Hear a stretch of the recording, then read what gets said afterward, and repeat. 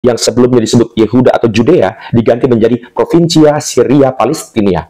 Romawi sengaja memilih nama itu untuk menghapus identitas Yahudi, seolah-olah Roma ingin berkata, tanah ini bukan lagi tanah orang Yahudi, ini adalah tanah musuhnya mereka. Apakah bangsa Palestina yang kita kenal sekarang ini sama seperti bangsa Filistin yang ada dalam Alkitab? Mari kita cek faktanya. Disclaimer, saya tidak sedang membahas konflik politik atau peperangan yang terjadi hari ini. Saya hanya ingin kita melihat sejarah dan melihatnya secara garis besar. Kalau kita tahu sejarahnya, kita bisa lebih objektif saat mendengar kata Palestina atau Filistin disebut dalam berita, khotbah, atau media sosial. Kita mulai dari awal. Tanah itu pada mulanya adalah tanah orang Kanaan. Bangsa Kanaan adalah bangsa yang sudah tinggal di sana sejak tahun 3000 sebelum Masehi, jadi ribuan tahun yang lalu. Mereka membangun kota-kota tua seperti Yeriko, Hebron, Megiddo, dan Hazor. Dalam Alkitab, kitab Bilangan bahkan menyebut beberapa suku Kanaan bertubuh besar, seperti suku Enak, sehingga orang Israel yang datang merasa seperti belalang di hadapan mereka, saking besarnya tubuh mereka. Kira-kira selama 1500 tahun, bangsa Kanaan sudah menempati tanah itu. Sampai waktu di mana bangsa Israel pada tahun 1400 sebelum Masehi masuk ke tanah tersebut dipimpin oleh Yosua, sebelumnya adalah Musa. Sejak saat itu, Israel menduduki tanah tersebut. Orang-orang Kanaan secara perlahan tersingkir, sebagian kalah dalam perang, sebagian lainnya hidup berdampingan, tetapi mereka kehilangan identitasnya sebagai bangsa Kanaan. Tetapi itu bukan akhir cerita. Selama ratusan tahun bangsa Israel tinggal di tanah itu, mereka tidak pernah benar-benar hidup tanpa musuh. Salah satu musuh terbesar dan paling sering berperang dengan bangsa Israel adalah bangsa Filistin.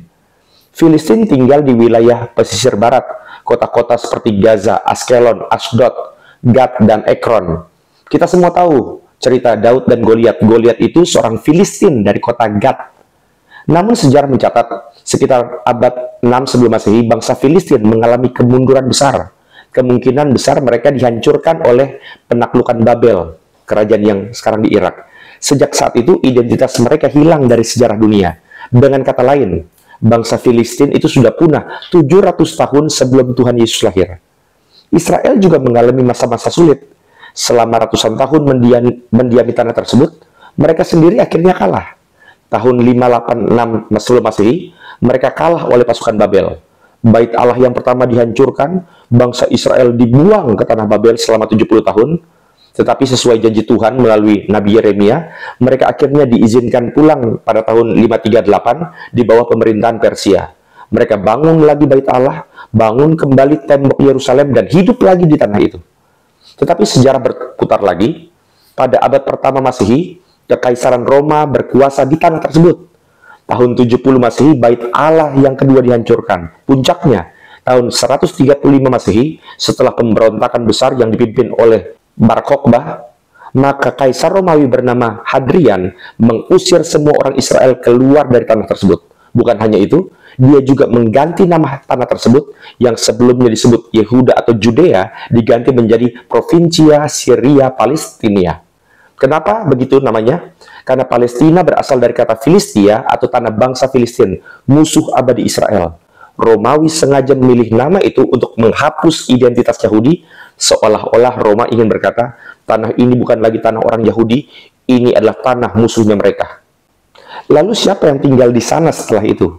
Sejak pengusiran itu tahun 100-an Masehi itu, tanah itu kemudian perlahan-lahan didiami oleh berbagai suku bangsa dari sekitarnya.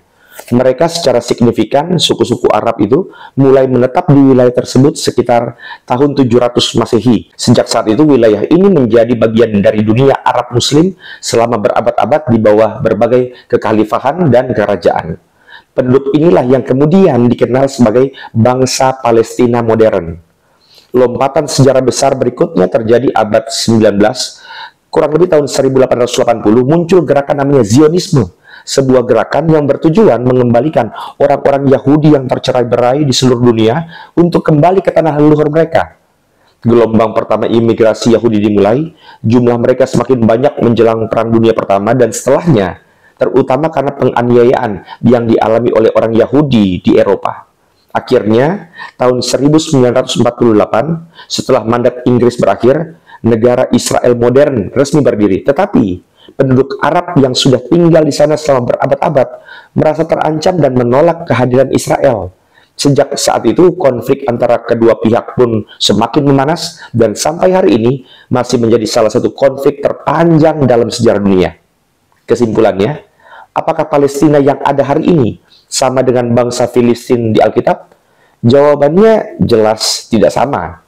Bangsa Filistin sendiri sudah punah sejak lebih dari 2.500 tahun yang lalu.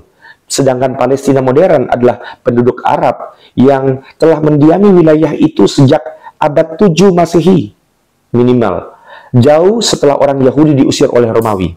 Jadi ketika kita mendengar kata Palestina di berita atau percakapan sehari-hari, penting untuk tahu bahwa ini bukan berbicara mengenai Palestinanya Goliat atau Delila atau tentang bangsa Filistin di zaman Daud. Bukan. Ini sebuah identitas baru yang terbentuk setelah ribuan tahun sejarah, peperangan, dan migrasi.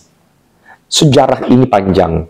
Dan ketika kita memahami sejarahnya, kita bisa lebih bijak dalam berbicara, lebih hati-hati dalam berpendapat, dan lebih mendoakan agar perdamaian benar-benar terjadi di tanah yang menjadi pusat perhatian dunia ini. Semoga video ini bisa menjawab. Salam damai untuk kita semua.